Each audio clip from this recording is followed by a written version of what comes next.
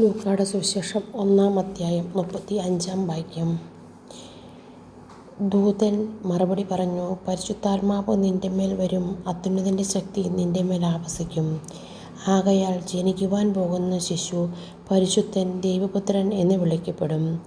ഇതാ, നിൻ്റെ ചാർച്ചക്കാരി വൃദ്ധയായ എലിസബത്തും ഒരു പുത്രനെ ഗർഭം ധരിച്ചിരിക്കുന്നു. വന്ധ്യ എന്ന് പറഞ്ഞിരുന്ന അവൾക്ക് ഇത് 6-ാം മാസമാണ്. ദൈവത്തിന് ഒന്നും അസാധ്യമല്ല. മറിയം പറഞ്ഞു, ഇതാ കർത്താവിൻ്റെ ദാസി, നിൻ്റെ വാക്ക് എന്നിൽ നിറവേറട്ടെ. അപ്പോൾ ദൂതൻ അവളുടെ മുന്നിൽ നിന്ന് മറഞ്ഞു. നമുക്ക് ഉണ്ടാകുന്ന ബുദ്ധിമുട്ടുകളും പ്രയാസങ്ങളും വേദനകളും ഒറ്റപ്പെടുത്തലുകളും ഉണ്ടാകുമ്പോൾ ദൈവത്തിൻ്റെ ഇഷ്ടമാണ്, കർത്താവിൻ്റെ ഇഷ്ടം നിറവേറട്ടെ എന്ന് പറഞ്ഞ് ആ സഹനങ്ങളെ ദൈവത്തിന് വിട്ടുകൊടുക്കുമ്പോൾ നമ്മളിലും ദൈവം നിസ്സാരമെന്നും സാധ്യമല്ലെന്നും കരുതിയ നിയോഗങ്ങളെ സാധ്യമാക്കി തരും. പിതാവേ, ദുരിതങ്ങളും ദുഃഖങ്ങളും വേദനകളും രോഗങ്ങളും കടബാധ്യതകളും നഷ്ടബോധവും എല്ലാവരാലും ഒറ്റപ്പെടുകയും തളർത്തപ്പെടുകയും ചെയ്യുമ്പോഴും ഈശോയെ, നിൻ്റെ ഇഷ്ടം എന്നിൽ നിറവേറട്ടെ എന്ന് പറയുവാൻ ഞങ്ങളെ അനുഗ്രഹിക്കണമേ. നിൻ്റെ അനുഗ്രഹമുണ്ടെങ്കിൽ മാത്രമേ ഈശോയെ അങ്ങനെ പറയുവാൻ ഞങ്ങൾക്ക് സാധ്യമുള്ളൂ.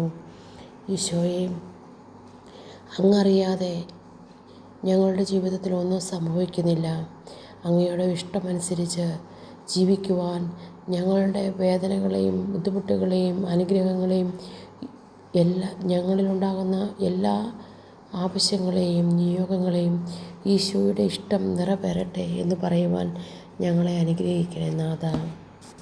കാരുണ്യവാനായ ഈശോയെ, അങ്ങയുടെ അനന്തമായ പരിപാലന ഞങ്ങളുടെ മേലും ഞങ്ങളുടെ കുഞ്ഞുങ്ങളുടെ മേലും ഭവനത്തിൻ്റെ മേലും വസ്തുവകകളുടെ മേലും സാമ്പത്തിക തടസ്സങ്ങളുടെ മേലും ജോലിസ്ഥലത്തിലെ ദുരിതങ്ങളെയും കുടുംബത്തിലെ ഒറ്റപ്പെടുത്തലുകളെയും അയൽവാസികളുടെ ദ്രോഹങ്ങളെയും ഈശോയെ, മനസ്സാ വാച അറിയാത്ത കാര്യങ്ങളെക്കുറിച്ച് അപവാദങ്ങൾ പറഞ്ഞ് തന്നെ സംരക്ഷിക്കപ്പെടേണ്ടവർ തന്നെ ഒറ്റപ്പെടുത്തി പരിഹസിക്കുമ്പോൾ ഉണ്ടാകുന്ന വേദന ആർക്കും വർണ്ണിക്കുവാൻ സാധിക്കാത്തതാണല്ലോ. ഈശോയെ, അങ്ങ് കുരിശിലേറ്റ ആ അപമാനങ്ങളും വേദനകളോടും കൂടി ഞങ്ങളുടെ വേദനകളെയും ദുഃഖങ്ങളെയും പ്രയാസങ്ങളെയും ഈശോയെ, അങ്ങയുടെ ഇഷ്ടത്തിന് ഞങ്ങൾ വിട്ടുതരുന്നു. ഞങ്ങളുടെ എല്ലാ നിയോഗങ്ങളും വേദനകളും അങ്ങ് ഏറ്റെടുക്കണമേ. ഈശോയെ, ഞങ്ങളെ അങ്ങയുടെ തിരുരക്തം കൊണ്ട് പൊതിഞ്ഞ് സഹിക്കുവാനും ക്ഷമിക്കുവാനുമുള്ള കൃപാവരം ഞങ്ങൾക്ക് നൽകണമേ.